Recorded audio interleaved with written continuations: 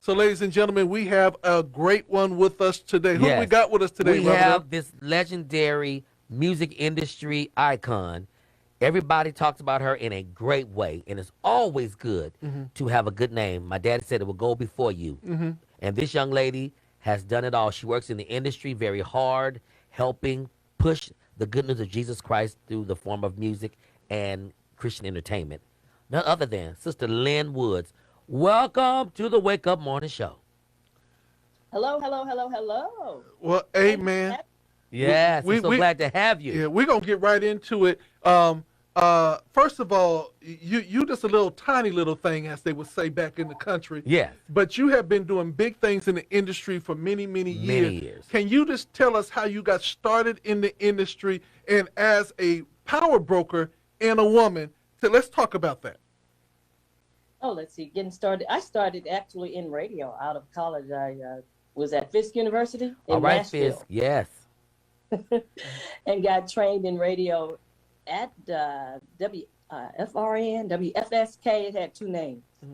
And started there learning how to talk on the air, write commercial copy, write all kinds of copy for radio, and then graduated and then came back to St. Louis and started working in radio. But first, I didn't get a job in radio. I had some connections and one of the general managers here said, well, I don't have a regular job for you, but you are welcome to come and volunteer, and I will give you a stipend. So I came and volunteered, and they put me in the continuity department where you write commercials. And one day, the head of that department had to go to a class, and the general manager said, well, I need you to write this commercial right now. You know how salespeople come in at the last minute? Yeah. And they want you to write this commercial, and they want you to put it on the air Yeah. in 2 hours. Yes. And she said, I don't have time. So she left, and the general manager came to me. He said, if you can write this commercial and produce this commercial by 5 o'clock, then it was like, am I going on 4? And get it on the air, you got a job. Wow. So I did, and I got a job, and I wrote copy for maybe a year or two, and then got promoted to on-air personality there and worked for years doing that as an on-air personality, copywriter, worked in traffic, and then worked in television as well in public affairs in St. Louis at the NBC affiliate, and left there. One day I got up and I said, you know what, I think I'm tired of this.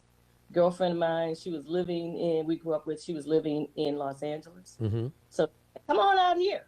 I came out there, so let me test it out.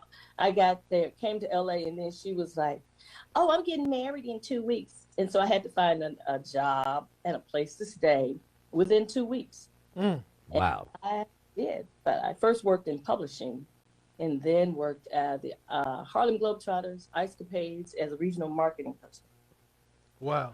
Wow. Wow. And you know what? It seemed like God allowed you to always be put in a position of doing things on the spot. And that's because God knew what you could do. Because most people would fold and say, hey, I'm not doing this. Oh, I hadn't thought about it that way, Robert Earl. Yes. But you know what? That seems to be me. It's stuff that's like always on the spot. You got to pull it together at the last minute. And LT knows because he's worked with me at Urban Network.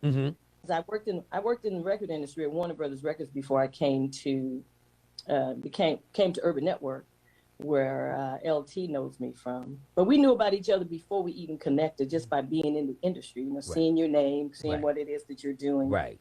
And we finally connected at Urban Network. I was the head of the gospel department there. And I also did syndicated radio with Lee Bailey. We did a little program. Oh, Lee Bailey, yes. Yes, that's how I got trained in syndicated radio, national and international, through Lee Bailey. Inside gospel. Yeah.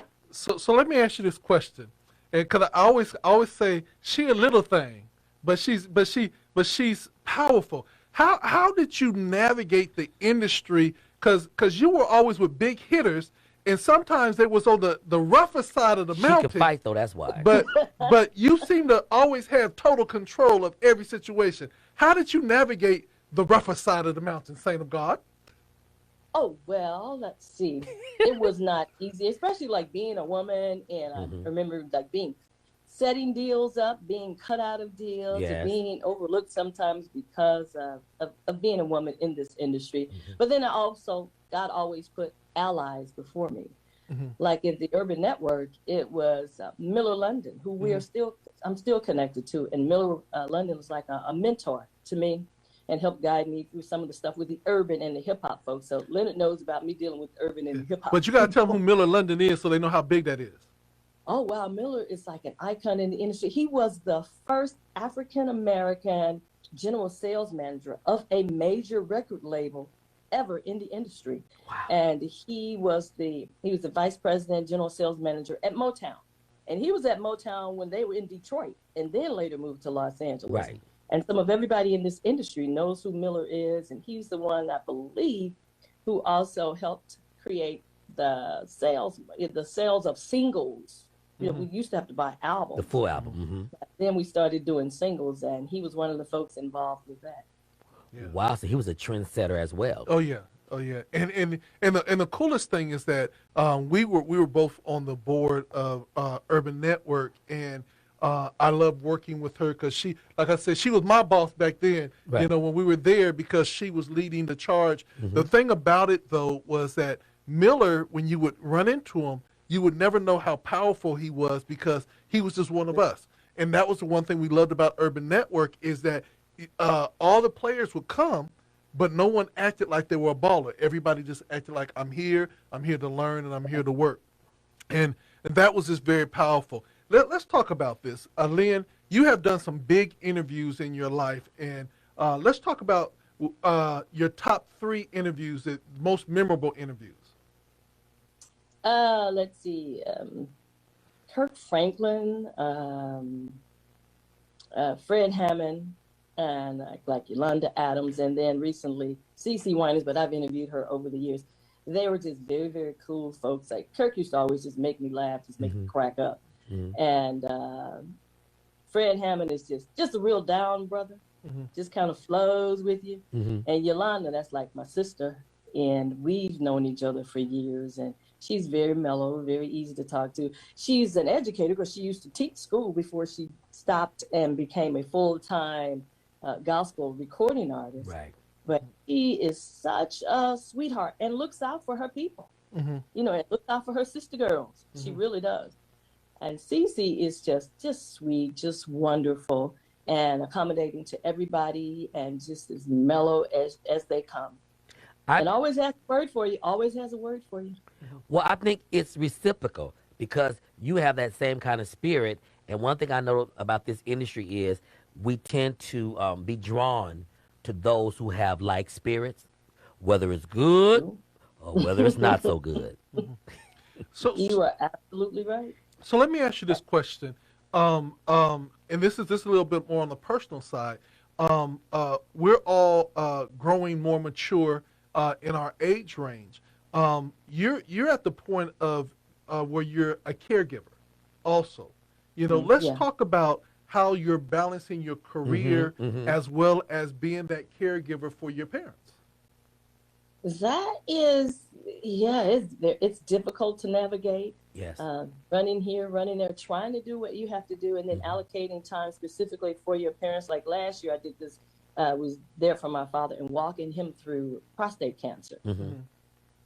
And it was difficult getting up in the morning, doing what I have to do. But then also we would go into intercessory prayer with intercessory prayer warriors across the nation, praying for him before he went in for treatment and after he came out of treatment.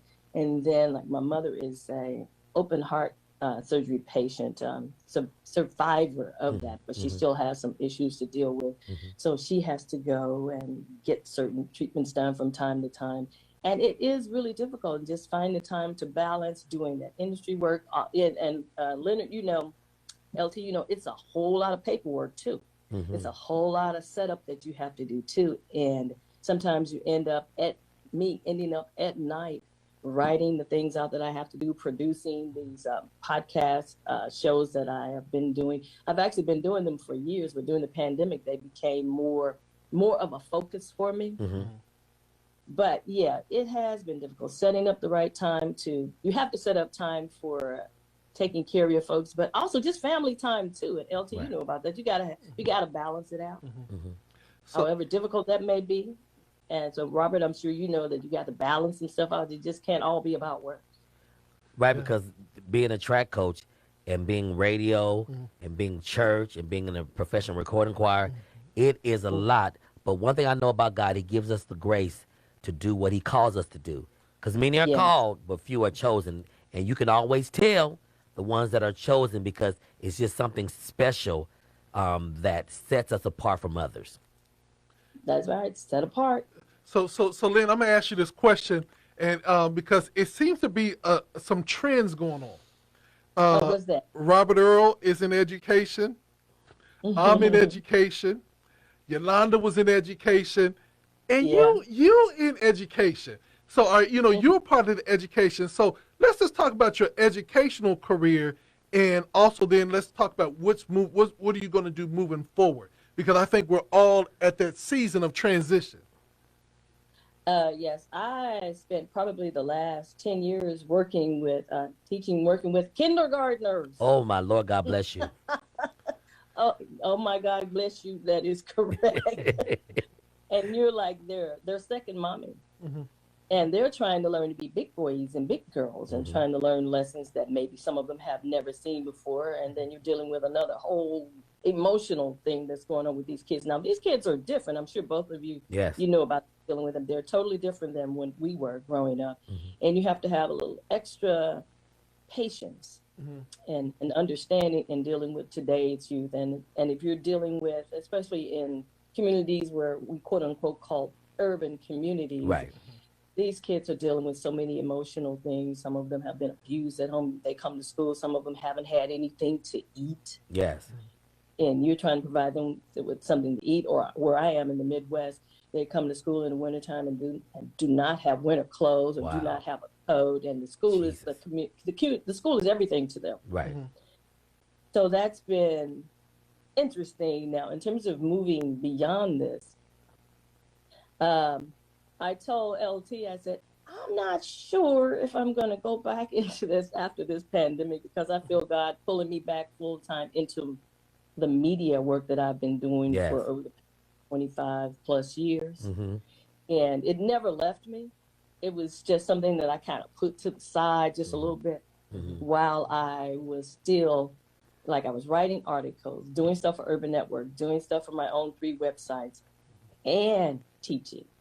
So I feel God pulling me back into the area of my gifting. Now, people said I was gifted with teaching, gifted with the children, but now it's all about the gifts of writing, producing, media projects, documentary things, Wow. that kind of thing. I'm just being pulled that way. I said, okay, God, if you provide a way for me to do that, where I don't have to do multiple things, and economically you provide a way for that, I promise I will focus totally on the gifts that you gave me to do in media. And that's what he did. So, Wow, look you're at right. God. I have a Amen. question. What would be your advice for independent artists? Because this industry is more independent artists than the ones that are signed to major labels. What would be your advice on for how they should maneuver and go forth? Because I'm one myself, and everything comes from your wallet or your pocket. How do they go forth? Because it could be very discouraging at times, but you have to keep pushing if God gave you that. Well, you're right. But you know what? It's also much easier than when LT and I entered this industry to be an independent artist, to make your own way, because you can utilize all these digital things that are out there and social media to build up your audience. So you don't have to always be on the road doing it. It's good to get in people's faces, but you can utilize social media and social media marketing, get a social media manager, get a PR person. Sometimes that's all rolled into one. Right. To help get the word out about you. Build your story. I know an independent artist now who's a friend of mine that's building her story on Instagram. And that's one way to do it. And I'm sure that you all know that. And then finding digital distribution after that. But if you build up an audience online, you know this, Robert Earl Dean, they will come looking for you. Yes, they will. And that's the easiest route to take. Labels don't have the budgets that they used to. They can't put out the money for you. And if you have a project that's picking up steam and it's doing some great things, picking up great numbers, you have these awesome numbers on social media, then you got something to bargain with. because Wow. they're coming looking for you. I said, build your story. Performance-wise, put your music and things online, which they're already doing. So they already know what to do. They just need to build upon that. Right. So let me ask you a question, Great because advice. you are a person that knows how to make hit makers and know how to tell the story.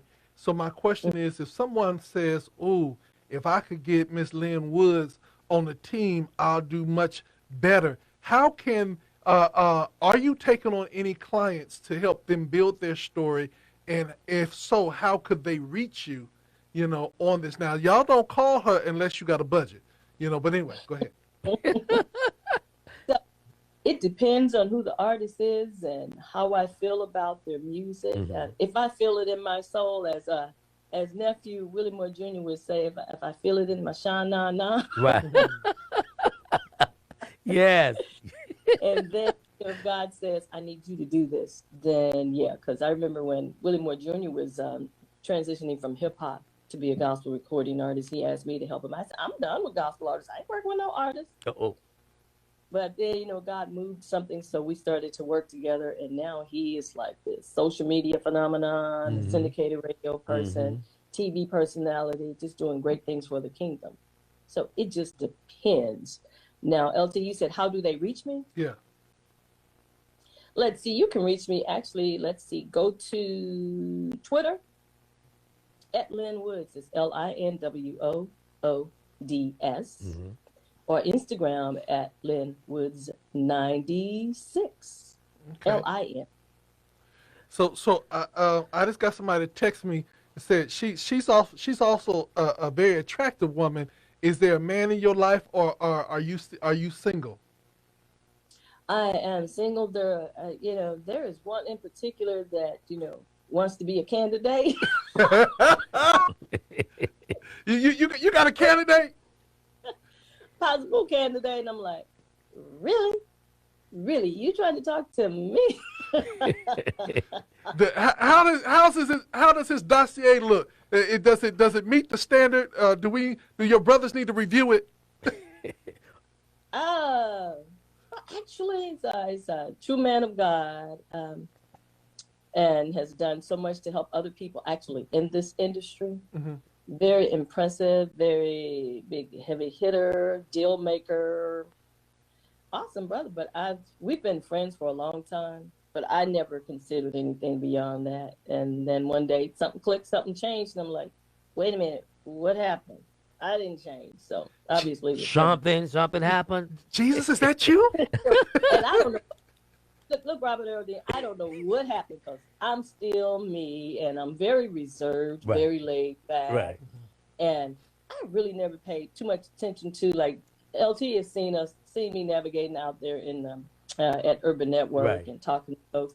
I never paid too much attention to anybody. Mind your own business. Minding my own business, doing God's work. Right. Hallelujah. Now, how does a person that's going to do a TV show get their stuff out to the different Aspire, Inspire, TV One? How do they maneuver that and work that out? A lot of that is through connections with publicists. Okay. Like I have a list of publicity folks that I work with. Mhm. And occasionally people will ask me to assist them with some things like press releases and bios. And it's about them having connections. If you get a publicist, a seasoned one that knows what they're doing, they can access those folks. All they got to do is call them or send them a text or an email, those seasoned PR folks. But you have to have the money to pay them to acquire their services. Right.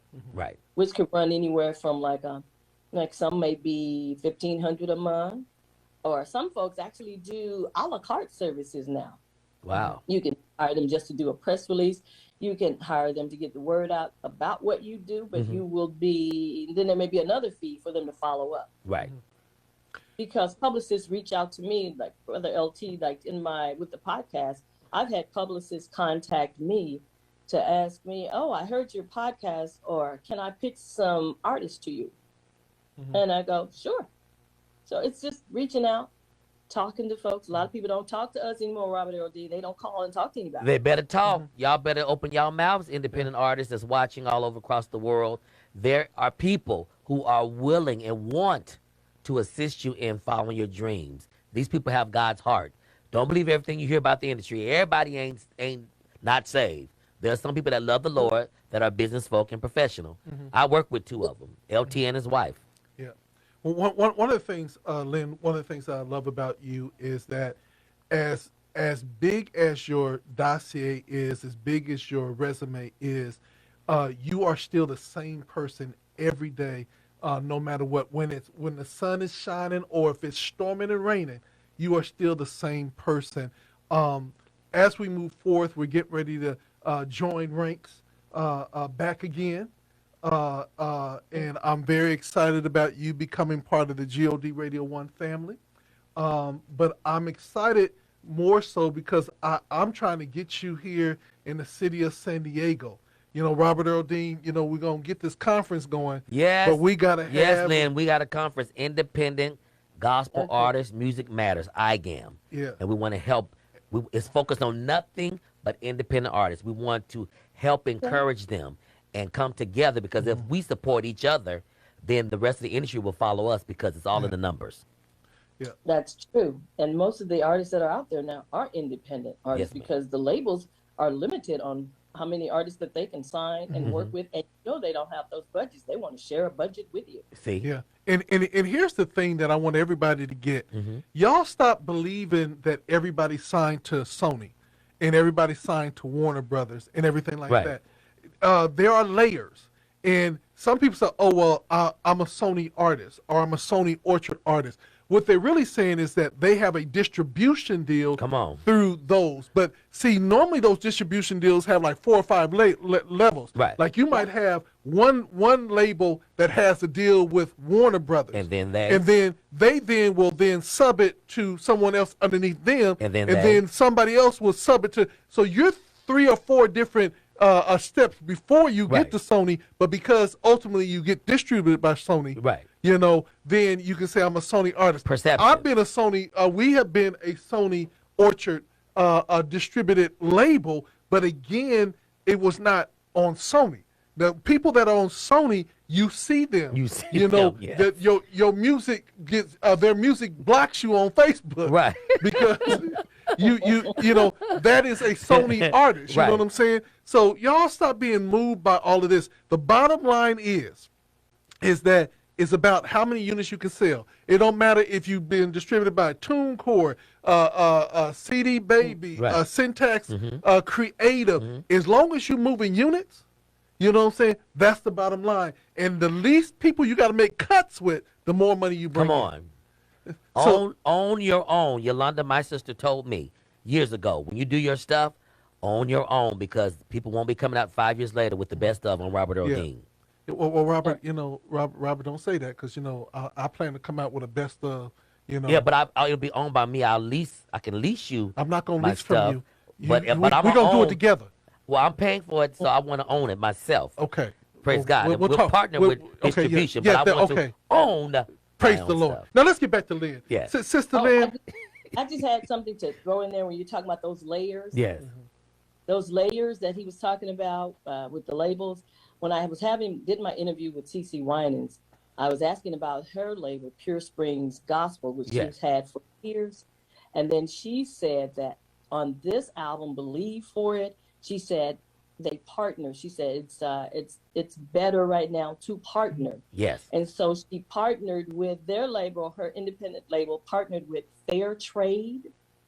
And Fair Trade, I had never heard of Fair Trade Services, but apparently there are a lot of different gospel artists that have partnered with them for like the marketing, the distribution, the social media aspect of things. So they partnered with them. And then there's the deal with Sony, LT. Yes. That distributor. So that's 3 layers right there. Already.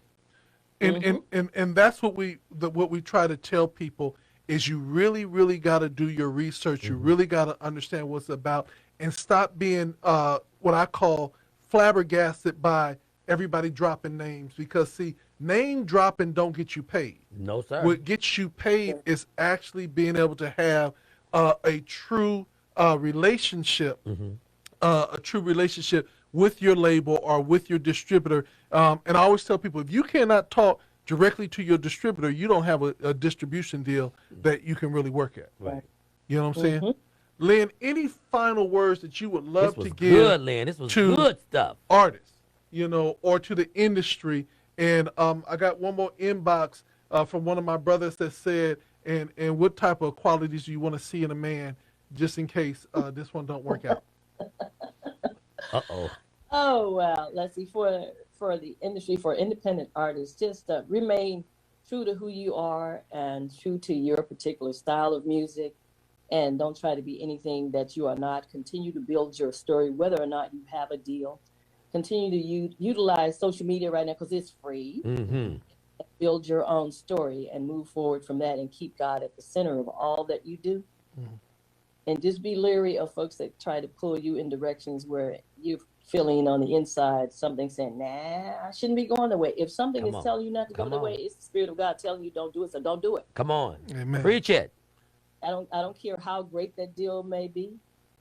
If God is telling you don't do it, then don't do it. Yes, Amen. Obedience. And then my last question, that was, you know, the inbox. They want to know, if this one don't work out, what quality of man that you're looking for, so that they can check off and see that their dossier works for you. Oh, what works? Well, first of all, both of y'all know Robert Earl Dean and LT. You know they must be a man of God, right? Yes, because she's a woman of God for sure. Yeah. And I like and appreciate honesty, loyalty, respect. Okay. And if you say you're gonna do something, you need to do it. And if you can't do it, let me know honestly. I'm sorry I said that, but I can't do that. And don't ever leave me waiting for something, and then you never explain why you didn't show up. Oh, it's a big pet peeve. You got to do what you say, mean what you say, and do what you say you're going to do. If you can't do it, let me know. Amen. Because God will get you, because he said, touch not my anointed. Touch not my anointed. Y'all better listen. And I'm going to add on, you need to have at least a 750 credit score. You also got to be able to cook at least breakfast. And we want you to be at least 6 feet tall. We'll do it 6'5", 5'11", but at least 6 feet tall. And you gotta love her mama and her daddy and her family. You know, did I cover that? Did I cover? You got it right, brother. You know what? He's just on it, isn't he? He just knows me. Yes, yes. So Lin, you know, we have been family. You know, both me and my wife and all of us. We love you so dearly. We can't wait to reconnect with you again. We used to see each other at least once a year. And now we're going to have to make it even more so than that. But thank you so much for sharing this time with us. Much. We look forward to connecting with you very, very soon. This is not your last. This is just the first of many. To be continued. To be continued. Ladies and gentlemen, you have heard from none other than the one and the only one, Lin Woods. And this is GOD Radio 1.com.